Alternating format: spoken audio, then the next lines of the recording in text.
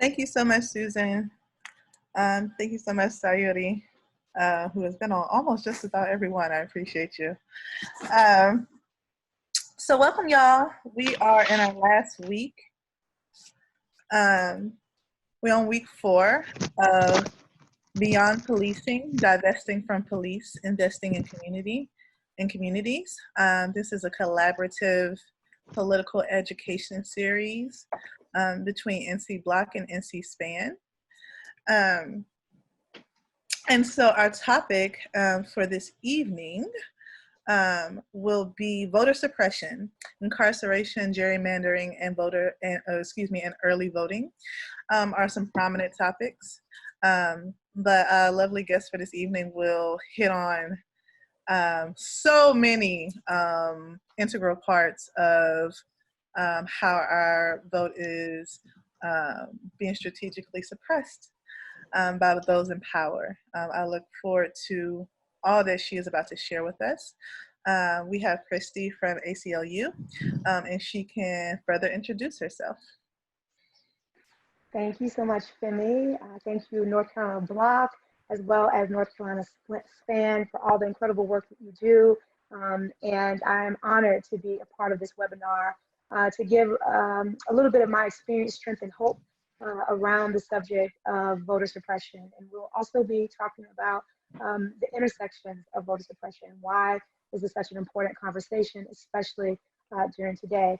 So I do have a PowerPoint presentation that I will be using and referring to.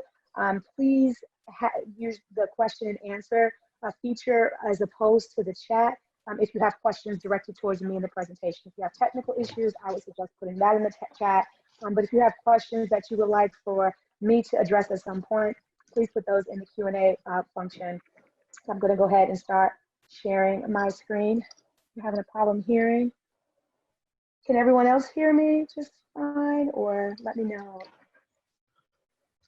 I can turn up a little bit and let me know if that's better. I turned up my mic. That's better? Is that better? Okay. Okay, good. All righty. So I'm getting ready to share my screen. Share. And present.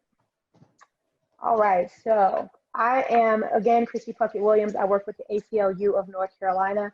The ACLU is a 100-year-old organization that has, for the last 100 years, been fighting for civil rights and civil liberties of all people. I specifically manage our statewide campaigns, and I am the campaign manager for the ACLU's Smart Justice campaign, where we seek to reduce mass incarceration by at least half and challenge the racism that we know exists in the criminal legal system. So I'm gonna get right into it because we have a lot of ground to cover about voter suppression, what it is and how it affects us day to day. So what is voter suppression? Well, voting should be easy, it should be convenient, and a lot of times it is, and for many people. But in this country, too many politicians have been passing measures that make it harder to cast a vote. The goal is to manipulate political outcomes, and the result is a severely compromised democracy that doesn't reflect the will of the people. Our democracy works best when all eligible voters can participate and have their voices heard. And so suppression efforts range from the seemingly unobstructive things like voter ID laws, which we will discuss further, and cuts to early voting, to mass purges of voter rolls and systematic disenfranchisement. Long before the election cycles even begin, legislators redraw district lines that determine how much your vote weighs.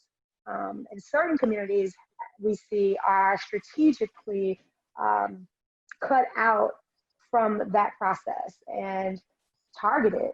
That's Black people, brown people, students, our elderly community members, and those living with disabilities are oftentimes disenfranchised. So we're going to go through some history of voter suppression, and then I'll play 2 videos that will help you get some context about the way voting suppression, what it looked like before, and then we'll get into what it's looking like today. So one of the first recorded incidents of voter suppression happened in 1838 in Missouri. William Penniston, was a candidate for the Missouri state legislature.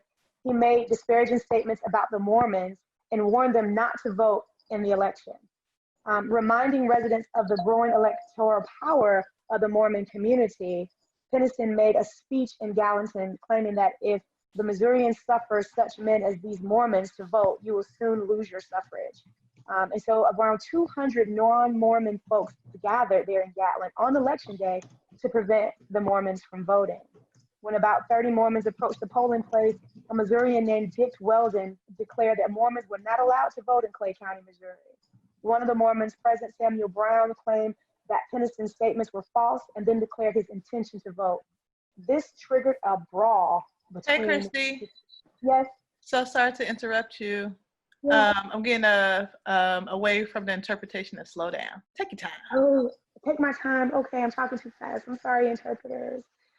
So this sparked a fight between the people who were seeking to vote, those who were Mormons and those who did not believe that they had the right to vote. So that brings us to the Jim Crow laws. Here, especially in the South, Jim Crow laws were state and local laws that enforced the racial segregation.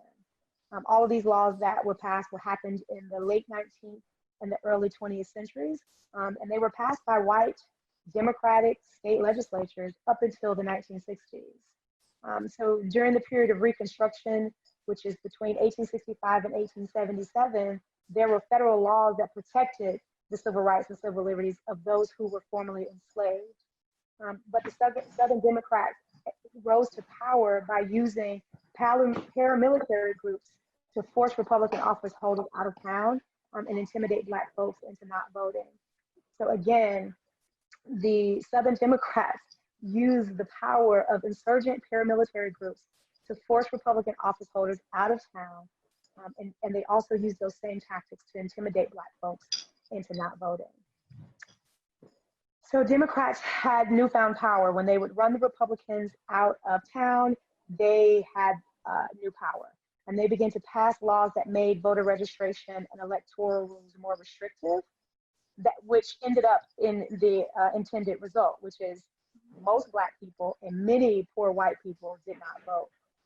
Between the 20 years of between 1890 and 1910, 10 of the 11 former Confederate states, starting with Mississippi, passed new amendments that basically disenfranchised most Black folks, tens of thousands of poor white folks, through the use of poll taxes, literacy and comprehension tests, and residency and record-keeping requirements. And as a result, voter turnout dropped drastically throughout the South. Even though Black people made up the majority of Louisiana's state population, by 1900, Black voters were reduced to 5,000 across the state. In North Carolina, this meant that Black voters were completely eliminated from voter rolls between the years of 1896 and 1904. And so I'm going to show you all two videos that I think will drive home what I'm trying to describe. Hold on. Okay, I got to move that down. So this is about two short videos about Fannie Lou Hamer, who was a Mississippi sharecropper who was disenfranchised throughout her life as a result of being Black and being born in Mississippi.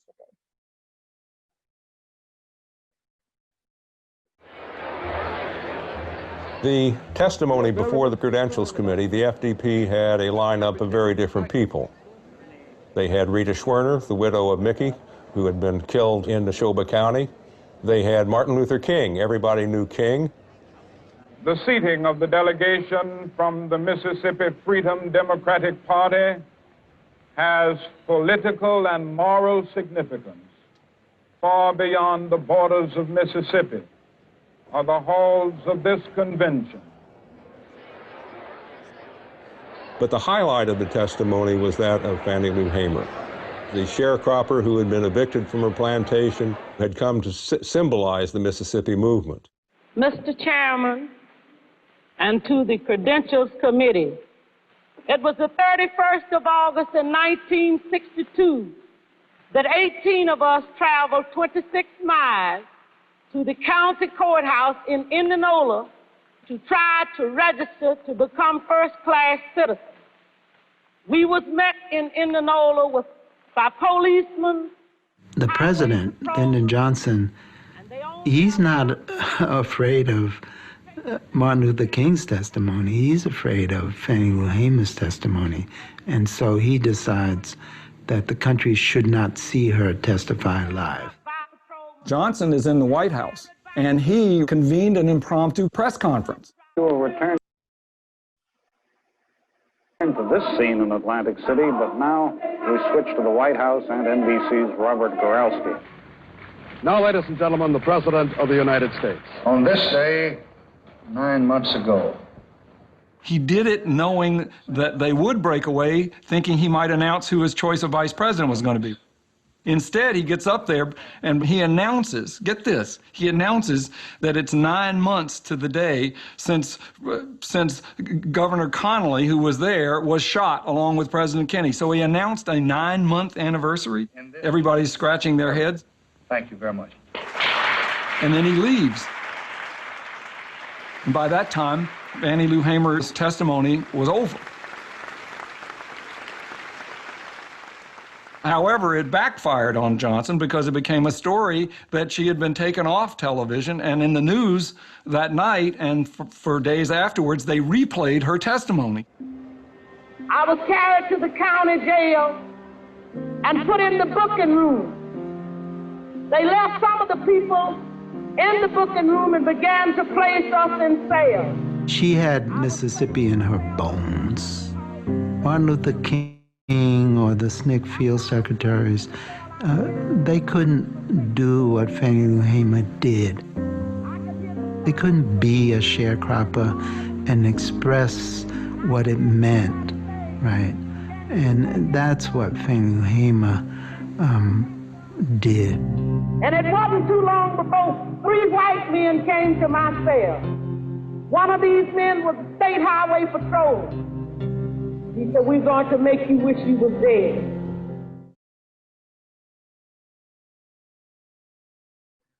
Okay, everybody, and we have one more video that I will show you that will play the rest of Ms. Hamer's speech. And it's really important that you hear all that she had to endure just to ensure her right to vote and the right for so many of us today to be able to vote. So I'm going to play that video. Jail and put in the booking room. They left some of the people in the booking room and began to place us in cells. I was placed in a cell with a young woman called Miss Vesta Simpson. After I was placed in the cell, I began to hear sounds of licks and screams. I could hear the sounds of licks and horrible screams. And I could hear somebody say, "Can you say yes, sir, nigga? Can you say yes, sir?" And they would say other horrible names. She would say, "Yes, I can say yes, sir." So, "Well, say it." She said, "I don't know you well enough." They beat her I don't know how long. And after a while, she began to pray and ask God to have mercy on those people. And it wasn't too long before 3 white men came to my cell.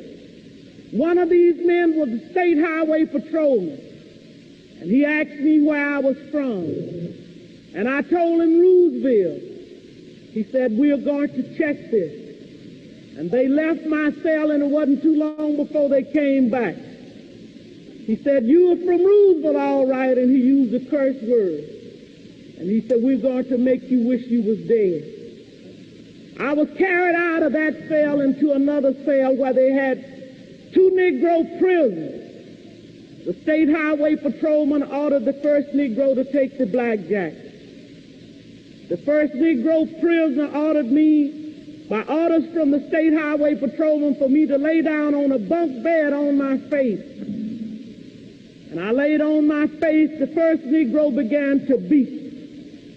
And I was beat by the first Negro until he was exhausted. I was holding my hands behind me at that time on my left side because I suffered from polio. when I was 6 years old. After the first Negro had beat him till he was exhausted, the state highway patrolman ordered the second Negro to take the blackjack. The second Negro began to beat, and I began to work my feet. And the state highway patrolman ordered the first Negro had beat to sit on my feet, to keep me from working my feet.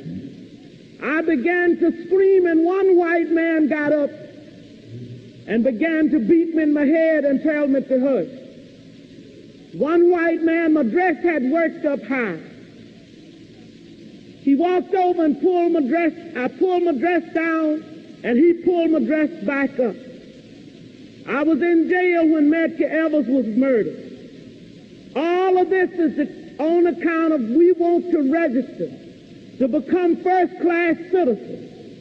And if the Freedom Democratic Party is not seated now, I question America. Is this America, the land of the free and the home of the brave, where we have to sleep with our telephones off of the hook because our lives be threatened daily, because we want to live as decent human beings in America? Thank you.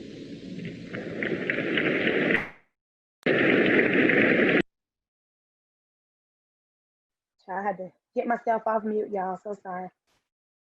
So as you heard from Ms. Hamer's testimony before Congress, there were a lot of things that she and the other activists, such as John Lewis, Martin Luther King, had to endure to be able to just get people registered to vote.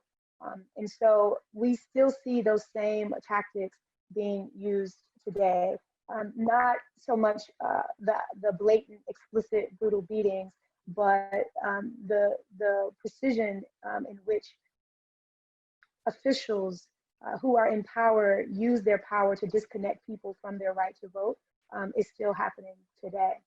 So the tactics that are being used today are pretty much kind of the same as they've always been. They tend to show up, the overall impact is the same. Sometimes the tactics used are different, but they're the same tactics across time and across states, if that makes sense. So we'll be discussing tonight voter ID laws, voter registration restrictions, voter purging, gerrymandering, and felony disenfranchisement. So voter ID laws has been a topic here in North Carolina, especially since an amendment was passed for voter IDs back in 2018 here in North Carolina.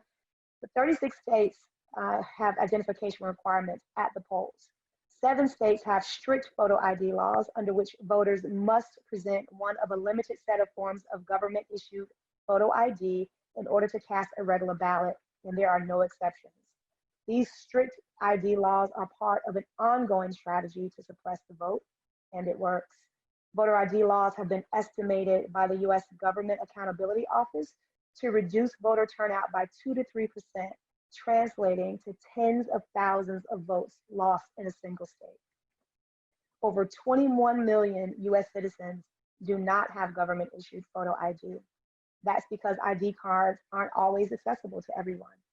The ID itself can be costly, and even if they're free, there are other expenses that you have to pay in order to get the underlying documents. So if you are in Mecklenburg County, where I live, and you want a birth certificate and you were born in Mecklenburg County, that's as simple as going to the vital records and paying, $10 or $15. I think it was 10 last time I went. Might be more expensive now to go get your birth certificate. But if you live out of state or not in this county, it can be very expensive to obtain the documents that are necessary for an ID. And this can place a significant burden on people in lower income communities, i.e. Black and brown people. Further, people who have disabilities, the travel that is required to get an ID can be an obstacle, which is also an obstacle for our elderly community members and those who live in remote areas.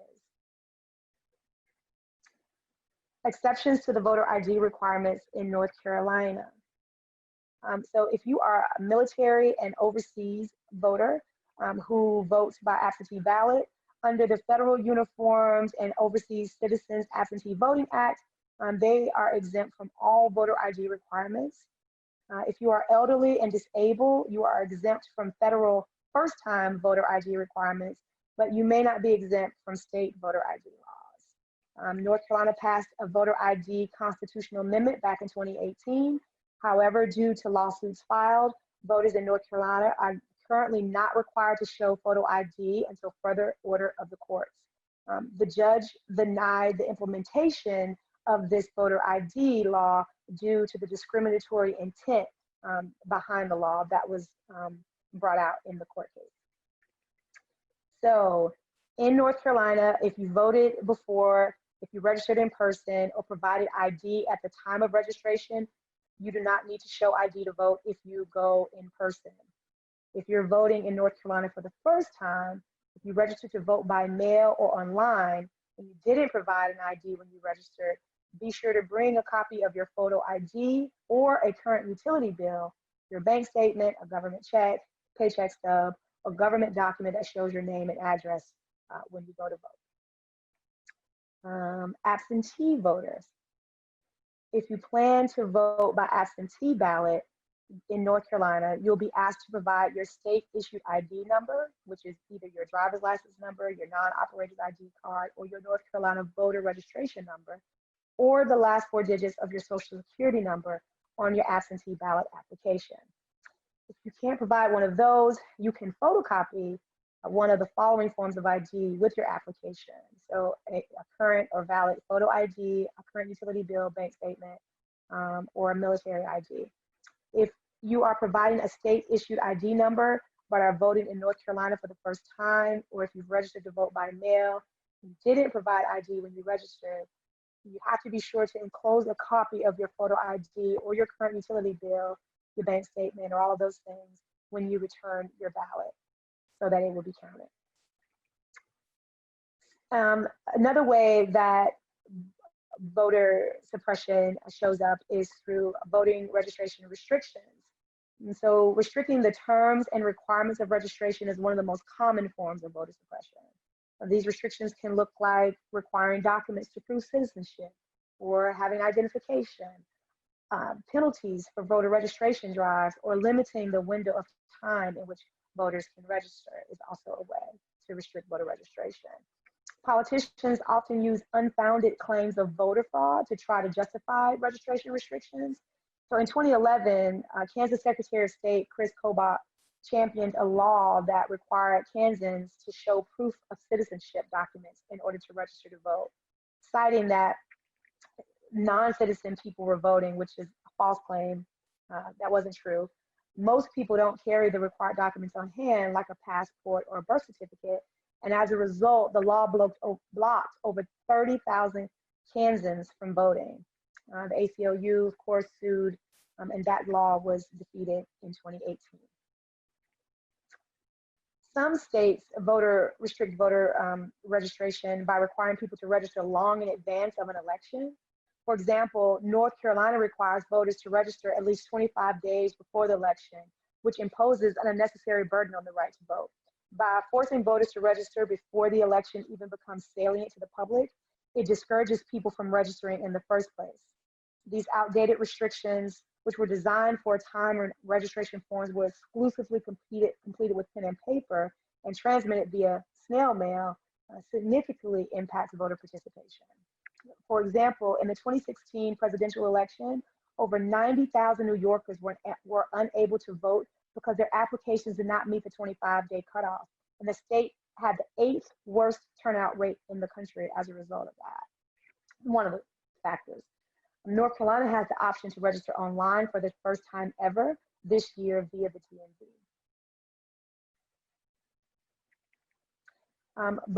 Voter purging is another tool used by elected officials to disenfranchise and disconnect people from their voting rights. They call it the data hygiene, where basically they're cleaning up the voter rolls. And that's a huge driver of the reasons that people agree to voter purges, because many people do move. People die or become ineligible to vote for many reasons. But sometimes states use this process as a method of mass disenfranchisement, purging otherwise eligible voters from the rolls for illegitimate reasons or based on inaccurate data, and often without the notice to the voter. So when people show up on election day, they learn they've been purged from the voter rolls, and because of the voter registration restrictions, they're not able to register on the spot and then vote. So they are unable to vote in that election, and that happens a lot.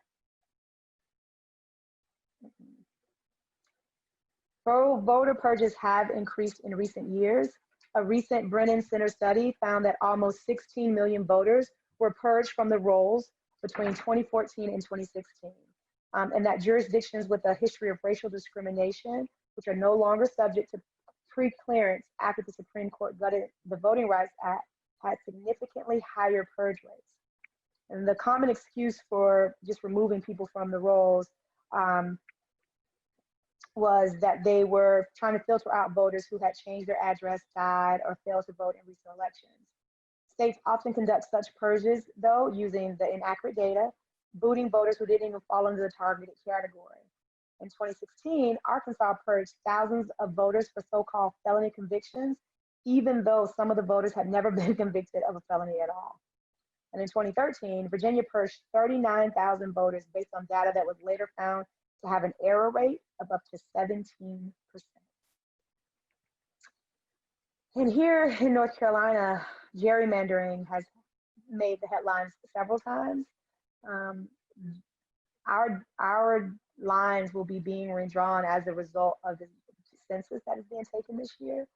As you all know, every 10 years, state redraw district lines based on population data gathered in the census.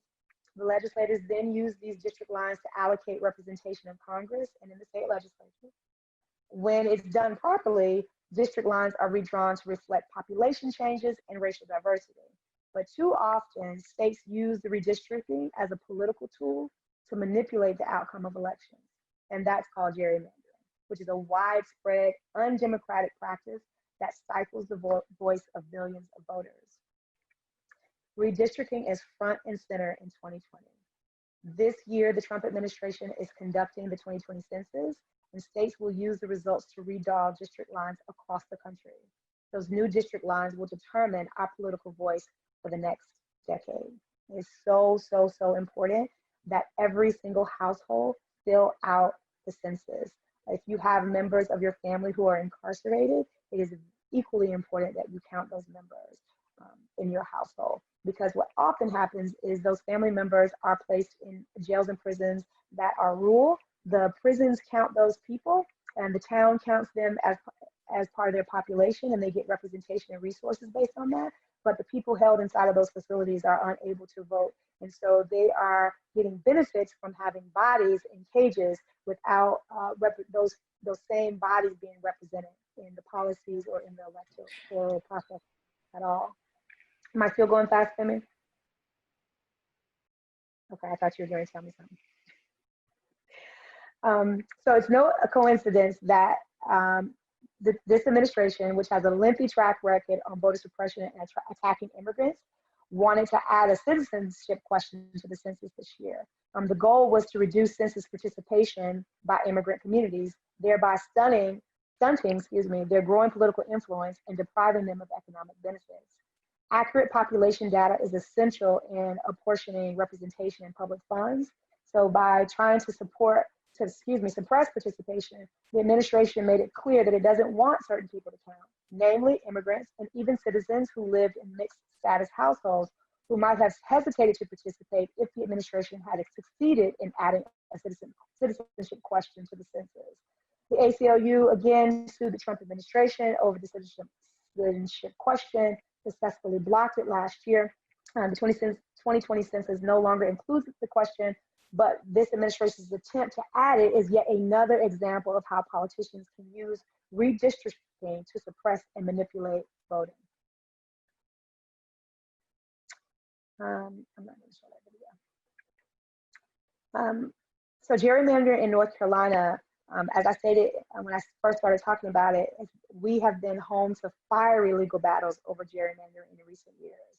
We're one of 4 states where gerrymandered political boundaries gave lawmakers the power to restrict voting rights, further entrenching their unearned power. right? Because when they gerrymander, they are wielding their power in ways that they have not earned it, right?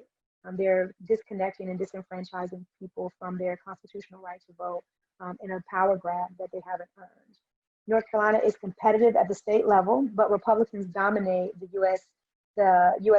congressional delegation and both houses of the General Assembly, which controls the process by which congressional and state legislative maps are drawn. So in 2018, Republican candidates for the state Senate and House got less than half of the vote, but won more than half of the seats in each chamber. While in office, they used their majority power to restrict voting rights, further distancing themselves from accountability at the ballot box. So I'm gonna repeat what they did. The Republican candidates in the state House and Senate here in North Carolina, even though they got less than half of the vote, they still won more than half of the seats in each chamber due to the gerrymandered redistricting practices. So they used that power that they gained to further restrict voting rights and further distancing themselves from accountability. Also in 2018, the same legislator voted to enact voter ID laws.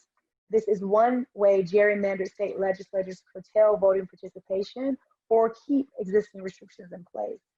According to a report by the Center for American Progress, had maps been drawn fairly, Democrats would have won majority control and used their power to expand voting access, not restrict it.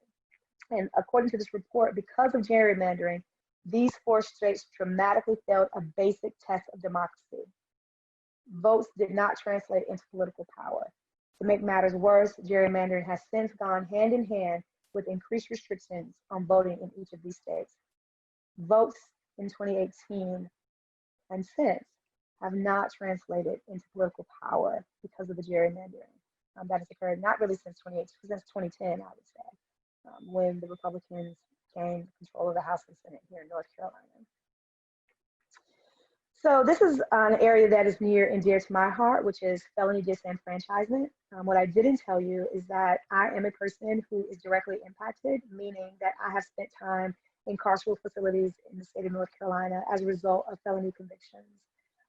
And so because of those felony convictions, I was not able to vote in my adult life until I was in the mid-30s for President Obama on his second run, his second election. And that's because the laws here in North Carolina do not allow for people who are currently serving prison sentences or probation or parole, or people who've been convicted of felonies to vote until they've completed all the terms and conditions of their sentence.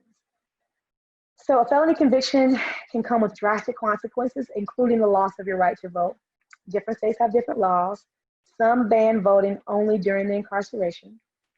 Some ban voting for life. Some ban people while on probation or parole. That's North Carolina. Other ban people from voting only while incarcerated. And some states like Maine and Vermont don't disenfranchise people at all. People in prison and in jails in Vermont can vote. The fact that these laws vary so dramatically also adds to the overall confusion that voters face, which is also a form of voter suppression in itself. Here, the reports that I get from people who have been on probation, when I tell them that once they complete their sentence, once they complete that probation, that they are able to vote, they're very surprised. They tell me, oh, my probation officer told me I could never vote again.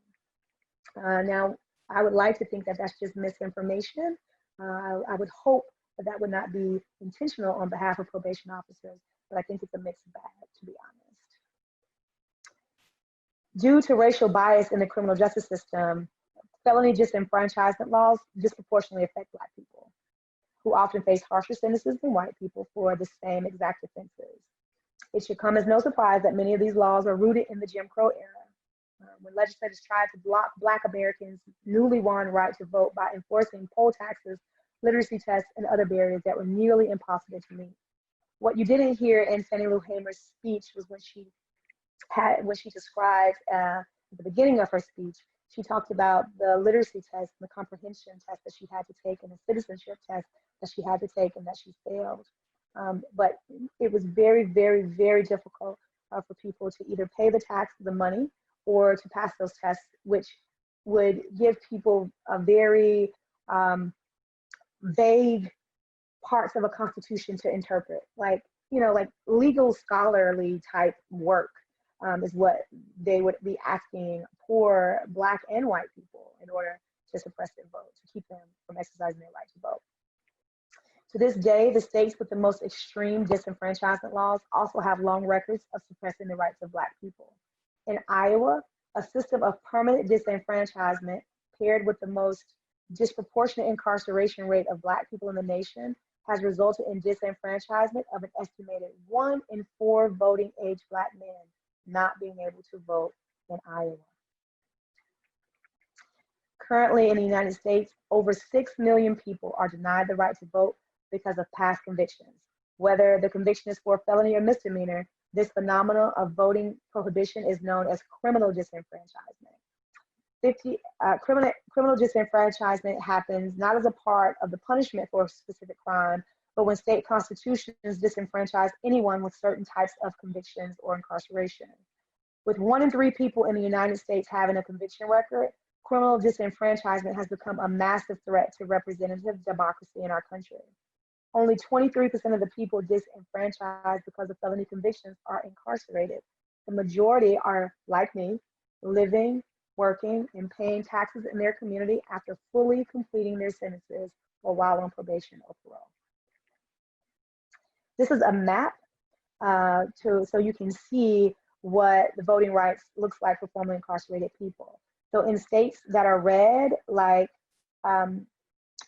Virginia and West Virginia, all people with felony convictions are permanently disenfranchised from voting. If you look at the states like North Carolina that are orange, people with felony convictions can vote upon completion of their sentence. If you look up in the corner up in the northeastern part of the United States, we see that Maine and Vermont, everyone has the right to vote. When we look at California and New York, we see that people in prison on parole cannot vote. All other people with criminal convictions, including people on probation, can vote. And then if we look at Arizona and Colorado, is that Colorado? I don't know. I know that's Arizona right there though. Some people with felony convictions cannot vote. It just depends on what you've done. And that happens in Florida, Tennessee, not Georgia, Mississippi, and Alabama as well. Some people with felony convictions cannot vote in those states. So, who is affected by felony disenfranchisement? I don't know, that was supposed to say who is affected by voter suppression. And the short answer is all of us. Our democracy is debased when the vote is not accessible for all. But the fact is that some groups are disproportionately affected by voter suppression tactics, including Black folks and brown folks, young people, the elderly, and people with disabilities. There's proof that certain groups have been deliberately targeted. For example, the government documents uncovered in the census case prove that the citizenship question intended to harm immigrants. Other times, the proof is in the numbers. So the numbers look like this. 70% of Georgia voters purged in 2018 were Black. 70% of Georgia voters purged in 2018 were Black. Across the country, 1 in 13 Black Americans cannot vote due to disenfranchisement laws. 1/3 of voters who have a disability report difficulty voting. Only 40% of polling places fully accommodate people with disabilities. Across the country, counties with larger minority populations have fewer polling sites and poll workers per voter. 6 in 10 college students come from out of state in New Hampshire, which is also the state trying to block residents with out-of-state driver's licenses for voting. So how do you protect your vote? And say you're a person who, for whatever reason, cannot vote. How do you help others protect their vote? The right to vote is the most fundamental constitutional right for a good reason. Our democracy cannot exist without the electoral participation of citizens. We vote because it's we, the people, who are supposed to shape our government, not the other way around. States can enact measures to encourage rather than suppress voting. Automatic, online, and same-day voter registration encourages participation and reduces chances of error. Early voting helps people with travel or accessibility concerns participate. and states must enforce the protections of the Voting Rights Act. At the individual level, the best way to fight voter suppression is to vote. So I'm gonna go through some know your rights scenarios and tell you what you can do. Also, this presentation I will be providing to the organizers so that they can send you the physical copy so that you can click on the links that I have embedded into the presentation. So I need to register to vote.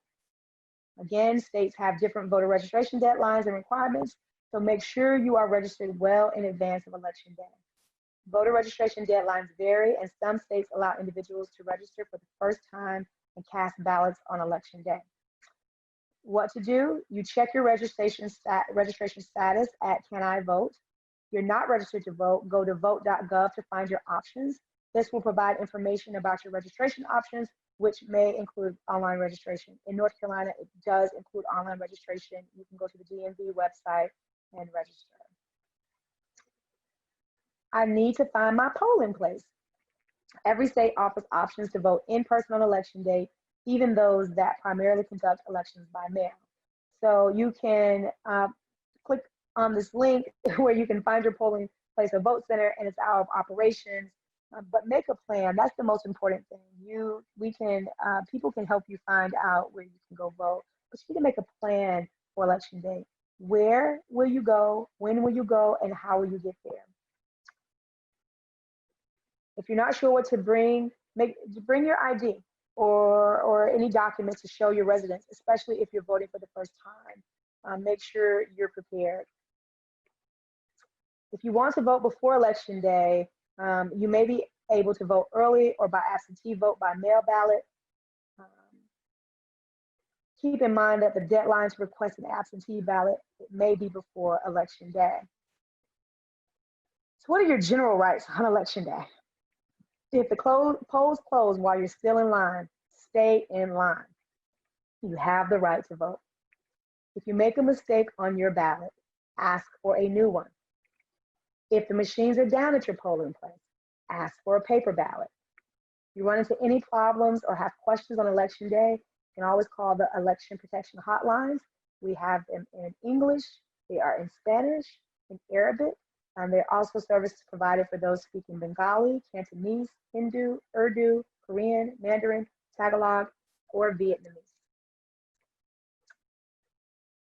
The poll worker says my name is not on the list of registered voters.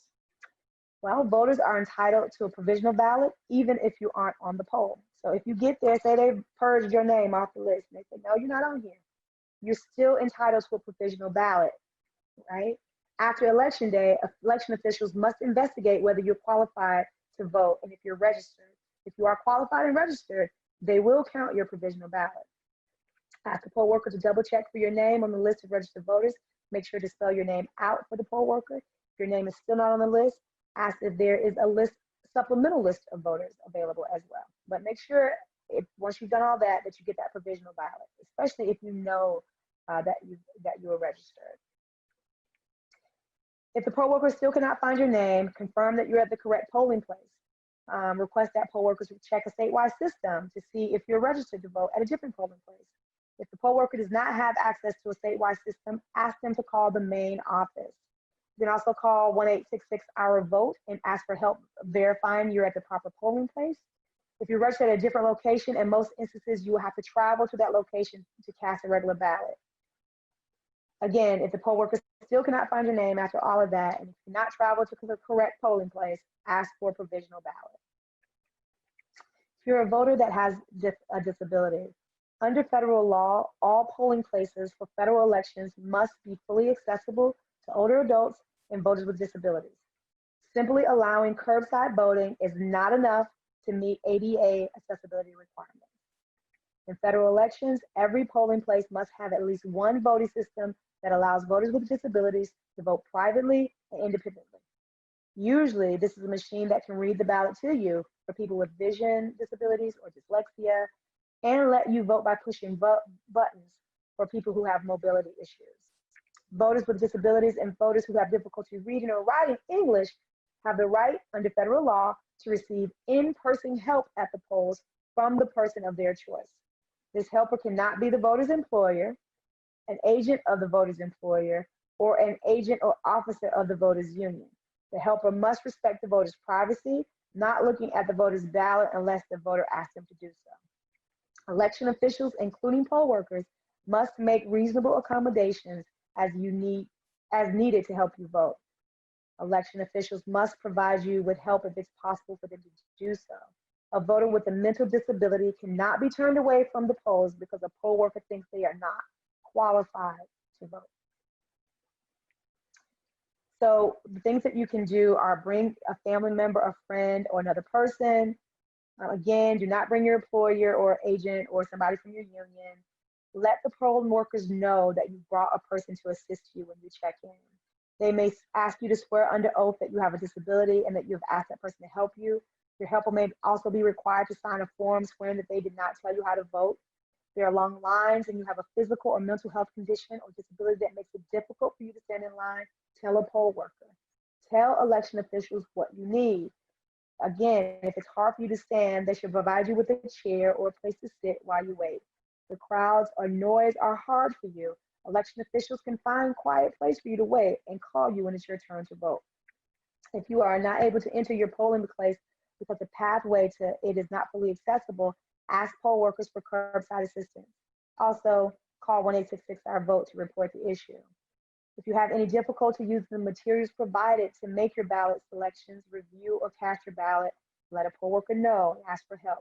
Accessibility is the law, y'all. Accessibility, I'm gonna say it again and again, accessibility is the law.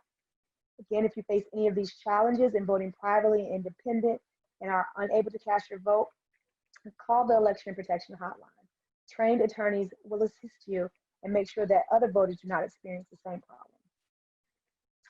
If you don't speak English, well, it says I speak English less than very well. Excuse me. Under federal law, voters who have difficulty reading or writing English may receive in-person assistance at the polls from the person of their choice. Again, it can't be your employer, an agent of your employer, or an officer of the union. Excuse me. Counties covered by Section 203 of the Voting Rights Act are required to provide bilingual assistance to voters in specific languages.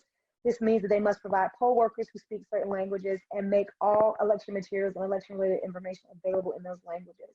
And there's a resource where you can check whether your county is required to provide bilingual election assistance in a language you speak. So again, you can bring your friends or family with you, or you can request the assistance of a bilingual poll worker and ask for bilingual voting materials, such as a ballot in your language. If you have trouble voting, call the hotlines who can help walk through, again, any of these languages. They can help you assist with getting you registered or helping you out at the polls. So if someone is interfering with your right to vote, we have some things that you can do. I'm gonna give you some examples of what that intimidation looks like. If people come up to you aggressively questioning you about your citizenship, your criminal record, or other qualifications to vote, that's voter intimidation. Ain't none of their business. They just there to make sure that the ballots are working, that things are lawful. They are not there to be figuring out, you know, like, are you a citizen or not? Do you have felonies or not? Or any of this stuff. You know, like aggressively making you feel bad about, like, that's not their job. Falsely representing oneself as an elections official. People do that all the time, say that they're an election official, trying to intimidate people from voting. If you see false or misleading signs about voter fraud and related criminal penalties, other forms of harassment, particularly harassment targeting non-English speakers and voters of color, spreading false information about voter requirements. You do not need to speak English to vote in any state. I'm gonna say it again for the people in the back. You do not need to speak English to vote in any state. You do not need to pass a test to vote in any state. Again, you do not need to pass a test to vote in any state. Some states do not require voters to present photo identification. If you are in a state that does not require that, great, but if you are, then you need to have that. It is illegal to intimidate voters and a federal crime to intimidate, threaten, or coerce any other person for the purpose of interfering with the right of that person to vote as he or she may choose. In many states, you can give a sworn statement to the poll worker that you satisfy the qualifications to vote in your state and then proceed to cast a ballot. If you need to report intimidation, do so to the 1-866 Our Vote. So, what are some things that you can do? Well, you can tell your senators to pass the Voting Rights Act, which would reinstate critical protections against voter suppression left behind after the Supreme Court gutted the Voting Rights Act in 2013. I would suggest that you follow Common Cause, Democracy NC, NAACP of North Carolina, Emancipate NC, Forward Justice, Black Voters Matter, Vote Riders, North Carolina Second Chance Alliance, and of course the ACLU of North Carolina for update and info and ways to get involved. If you know someone who has trouble obtaining an ID, Vote Riders will pay for the underlying documents and the ID to ensure people are not turned away. Again, if you know someone who has trouble obtaining an ID, Vote Riders will pay for the underlying documents, including birth certificates, from out of state, in the state, out of state, and will also pay for the DMV ID to ensure people have what they need to vote in this cycle. If you would like to volunteer getting folks with criminal records registered to vote in your area, please reach out to me, as the North Carolina Second Chance Alliance, Emancipate NC, and Forward Justice, and ACLU and Black Voters Matter, and Vote Riders are all working to get folks who have been disenfranchised through the criminal legal system re-enfranchised. Any questions we can go through? That is the end of this presentation, this portion, and I'm happy to talk to you all. I see, are we receiving some questions? So I'll start to answer them live. For Keem Irby, are we receiving this presentation in the circle? I don't know what the circle is, but I will be sending it to folks in blocks so that they can send it out to you all. I don't know. Are you saying we should inform community members with incarcerated family members to report them within their household? Yes, they are members of their household. They are their family members. Yes, I am saying that, definitely. Is gerrymandering in the Constitution making it almost impossible to eliminate, such as electoral college? Amanda, I'm not sure what your question is. I'm not sure. Is gerrymandering a strictly Republican action? Gerrymandering has been used by parties in the past. As you saw, the Democrats in the late 19th century and early 20th century were responsible for a lot of the voter suppression that we see, the tactics that were used. But here lately, gerrymandering is definitely something that the Republicans use. I think all sides at some point have done it, but not with the surgical precision and with the impact and outcomes like the Republican Party. Do probation officers get in trouble for misrepresenting things? Christy, I was also going to say that the map you showed us of the different laws are also cutting across Republican and Democratic leadership. Can you speak a little bit to that, as far as is it that Republicans are doing better on providing some kind of, or sorry, Republicans or Democrats are either party doing better on supporting community members asked to allow for voter enfranchisement? Well, you've seen the fight in Florida that with Amendment 4 that has happened. That again is a mostly Republican state. And we saw that even with Amendment 4, which for you all who don't know, we don't have ballot initiatives in North Carolina, but they do have them in Florida. And so the people of Florida voted that people with felony convictions should be re-enfranchised and allowed to vote. And the state legislature said, okay, that's fine, but not until you pay these fees and fines first. And so basically reinstating a poll tax. And so we see these, again, recycled tactics being used. And right now it is being used more so by Republicans. If you look at Maine and Vermont, those are mostly Democratic states. Even California and New York, those are states that are historically Democratic. So I feel comfortable saying that it's the Republicans who are using these tactics and tools to separate people not only from their humanity, but from their power. So just want to give a quick, I see some people raising their hand. I probably saw like 3 or 4 hand raised. Just want to let people know you won't be able to speak.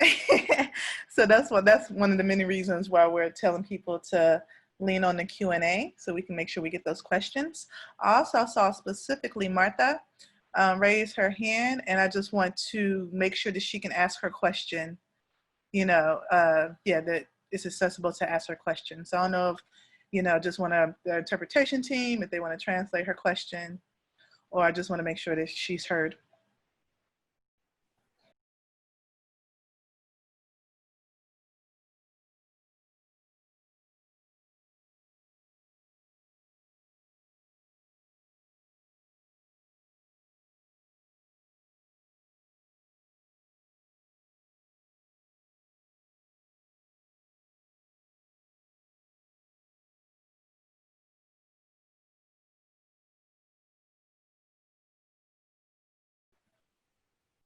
Okay. Well, they might be figuring that out, but go ahead. Okay. So someone asked, I'm not sure, Amanda, what is the actual risk of voting by mail? The risk is that it doesn't get there. That we see that with the privatization push for the post office, that is a risk. If the post office it goes private, the ability to suppress votes that come through that post office is there. The risk is there. But that's why I believe we have to have things in place that serve as the bumper guards to that. Voting by mail historically has worked fine. People do it all the time. It's not a huge thing. It's something that happens anyway. People who are overseas vote by mail. People who college students oftentimes do it. So the risk that we face in 2020, I think, is a different risk than what we've historically faced with this administration. But I think it's a viable way, it's a safe way to vote.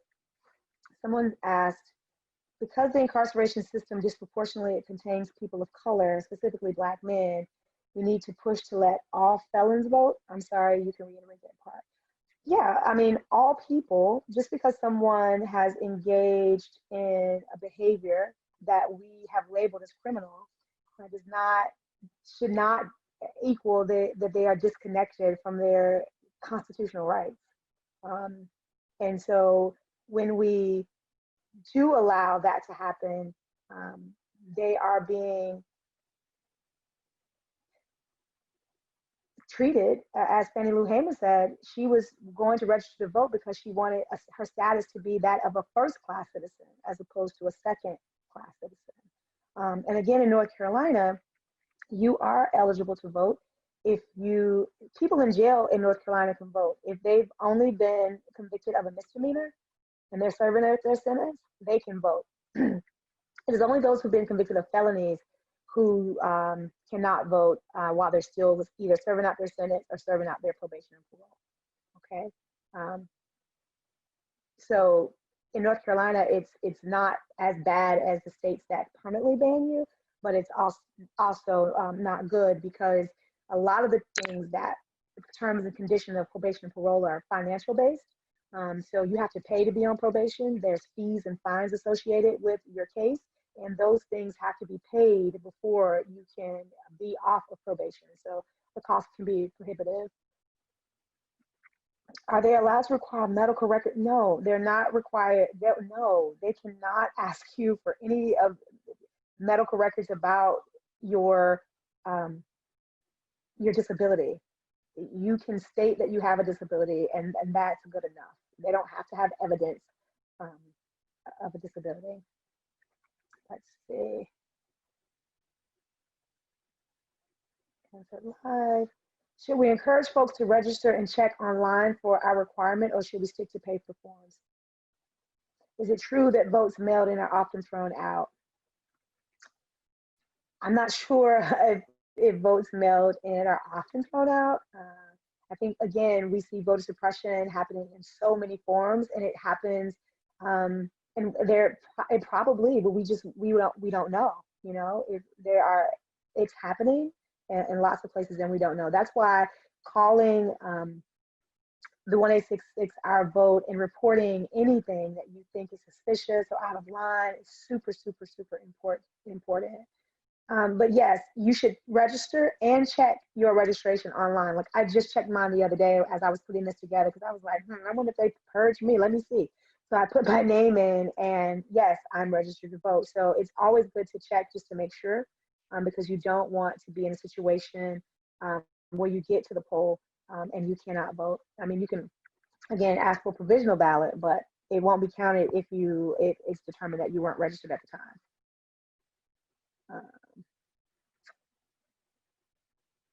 And I think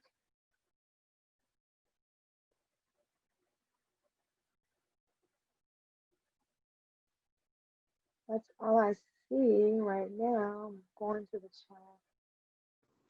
I have one more question, Christy, if you don't mind. No. I was wondering if folks were interested in thinking about trying to support folks who are incarcerated to understand more about their ability to vote. The organizations you listed on that last slide, are those the groups that they can reach out to? Specifically, I would say reaching out to the North Carolina Second Chance Alliance, because they focus on all issues around second chances for lots of things. So second chance voting, second chance housing, second chance jobs. And so the North Carolina Second Chance Alliance also is comprised of different groups. So the ACLU is a part of the North Carolina Second Chance Alliance. Forward Justice is a part, and those groups are led by and informed by people who are directly impacted by the system. So I would throw down with them. And again, you can always email me at kwilliams@acluofnc.org. And I always have opportunities to throw down with us in getting folks registered, especially our people who have been disconnected and disenfranchised from their humanity and their power via the systems of incarceration. How do you engage with people who have become disillusioned about voting? I say play them Fannie Lou Hamer's speech. She took beatings for us to be able to vote. When I think of all the people, my ancestors, what they endured just to be able to vote, I can't sit and not do it. And I get that people think that their vote doesn't matter, but if it didn't matter, then why are they trying so hard to keep you from doing it? They wouldn't go through all of the things that they go through: gerrymandering, voter rolls, whole amendments about IDs, taking away early voting sites, when they took away that Sunday voting, you know what I mean? For early vote, that was like, wow, like you really don't want Black people to vote, because that was the thing in the Black community: go to church and then go vote, right? And when they did that, that to me was one of the more blatant ways that the system tries to disconnect and disempower people from their humanity, from their agency. And so I just remind people of why voting is important. One of our plans this year is to have people who can't vote. So whether they're from our migrant community, or whether they are disenfranchised because they're on probation or parole, having them out of the polls, educating them, and helping them to advocate to people voting. Like, remember, you're voting for me. Your vote just doesn't represent your ideals. You're voting for the people who don't have what you have. You're voting so that people who don't have houses can have affordable housing. You're voting so that people who don't have access to healthcare have access to healthcare. And so we're going to use the power of people, impacted people, to drive home why voting is so important in our communities. And so this is a great way for people on this call who, number one, may not speak English very well and may not be citizens or documented, for them to get in and lend their hand, because at some point, if we get the right people in place, we can have, in my vision of the world, not only do we have a world without cages, we have a world without borders, right? And we have a world where all people are valued, language is valued, culture is valued. But we can't get there if we don't have people who are being marginalized helping us throw down in this fight. So because a few years ago, my ancestors couldn't vote, right? And we fought, and now we can vote. And so the work we're doing today is going to ensure that future generations can vote, who currently, under today's laws, wouldn't be able to vote. Oh, can I share the links to the videos to see them when there is more time and be able to share them? Yes, I will, Marta. What I'll do is I'll send the organizers this entire presentation, and those links are embedded in the presentation, and you can feel free. I need to make it in another form because I think in Google it's asking for permissions, and I need to do it so y'all can just have it and it's free for all.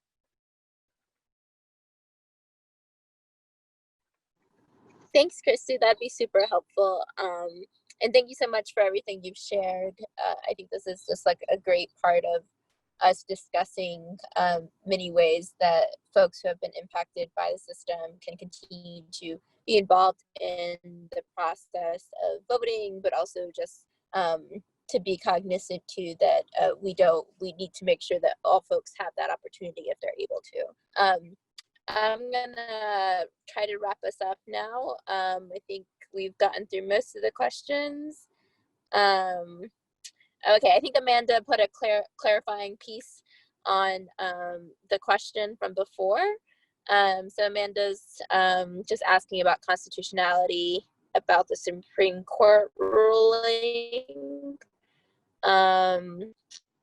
The court's ruling Thursday that federal courts cannot determine whether election maps are too partisan has raised the stakes for the 2020 election, leaving room for both parties to draw gerrymandered district lines with little fear of a high court legal challenge.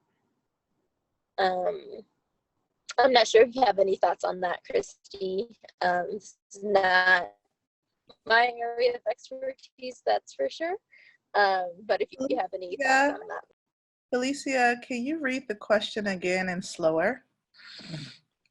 Sure. So it's mostly, it's not a question.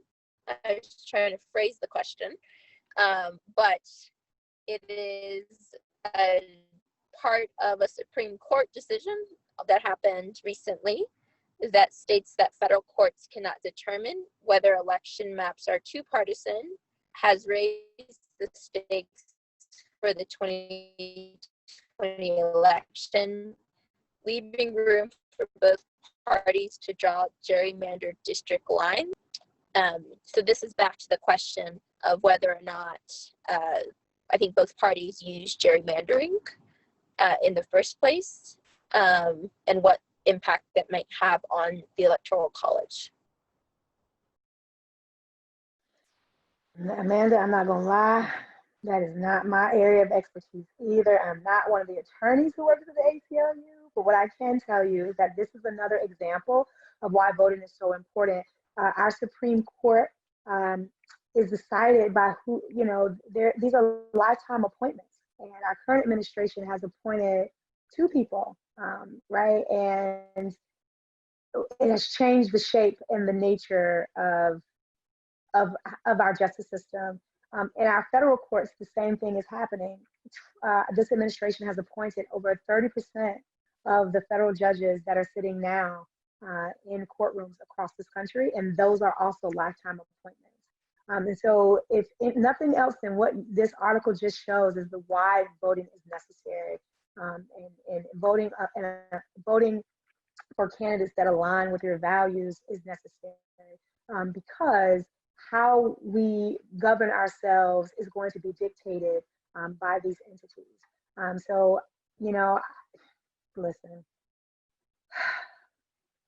I don't even know what to say. I mean, the Supreme Court has had some pretty good rulings here lately, and it's had some kind of crazy rulings here lately, and it's been a mixed bag. But this is even more reason of an example of why who you vote for is important on all levels, from the local level, whether that's your city council and your county commissioners and your sheriffs and your DA, to your state representatives and your state legislature, as well as your Congress folks that are at the Senate and at the House of Representatives at the federal level, including the president, because they all have power that shape and shift our lives in meaningful or performative ways. And so I hope what you've gotten from this is that voting is important. It is necessary for our democracy to exist. And it's also necessary to shape the future of what this democracy looks like. So I know I wasn't fully able to answer your question, Amanda, but yeah, it's pretty much where we are. Yeah, and I do want to reiterate too something that Christy mentioned early on, right? Like, we're talking about gerrymandering in one specific context, but we also know that prison gerrymandering also occurs, which is where the representatives of certain locations are counting on, or at least population-wise, using the amount of people, especially Black folks who might be imprisoned in one particular place, as part of their like their constituency, but those folks actually don't live there, right? And so this is why it's important, why Christy was iterating or repeating at the beginning, right, that they should actually register and make sure that they're registered in the place that their like family lives, right? So that's really important to make sure we understand that that's a form of gerrymandering that I think is across the board happens, right? That people are using the sort of population that is incarcerated as a means to actually suggest that they're representing a group of people that they're actually not representing at all, because there's that population that actually can't vote often within that location too. Femi, do you want to?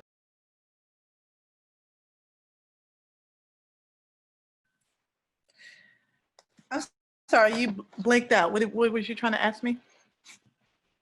Oh, just if you had anything else to wrap up. I don't think so. I'll take just a couple of moments, well, no, just one moment to see if anybody has any more questions to drop. And if not, we will wrap up.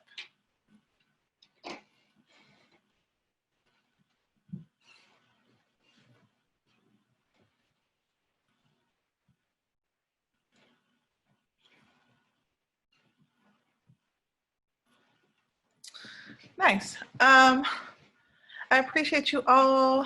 Thank you so much, Christy. You the voting goat. You got the information. You got the treasure. I appreciate you for your wealth of knowledge. On people giving thanks and affirmations in the chat. Yes, do that, please. Give Christy some love for the wealth of information and knowledge that she gave us to prepare ourselves and our communities for this very complex and difficult voting season we are already entering, honestly. But thank you all for being here. Shout out to Freedom Summer. I know y'all in here heavy. I appreciate y'all. And we will be wrapping up. And thank you for folks that maybe this is not your first one, that has been on this journey with us the past few weeks. We will have our last one Thursday, same time, 6 p.m. Eastern Standard Time. And we're going to talk about alternative structures. As I do more national and global work, I try to say Eastern Standard Time. But yeah, we'll talk about alternative structures, and thank you all for being here tonight. Good night.